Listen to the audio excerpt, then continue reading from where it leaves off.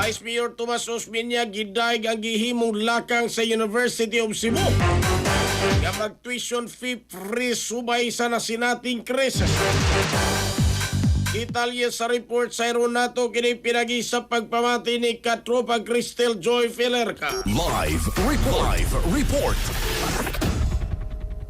Gipahibaw sa University of Cebu ni adtong nilabay nga semana nga magpatuman sila og tuition fee freeze sa umaabot nga academic year 2026-2027 subay sa nasinating krisis tungod sa tensyon karon sa Middle East.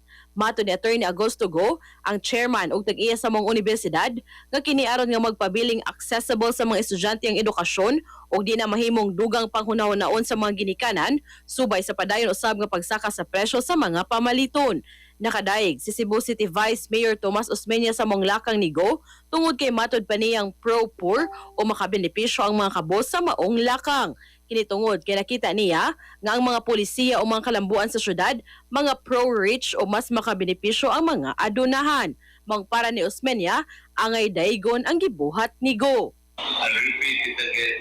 He is the only one who has a heart for the poor. He is the only one. I challenge all the schools, all the hospitals, none of them will do it. And if nobody even ask him, ako taganong konsiderasyon. Kaya hindi sa ato, the rich are for the rich. You know?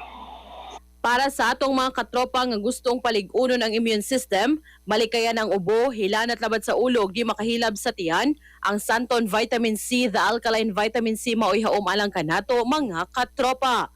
Alang sa nagkayusang Pilipino para sa Pilipinas, kininyong katropa Cristel Joy Felerca, XFM News.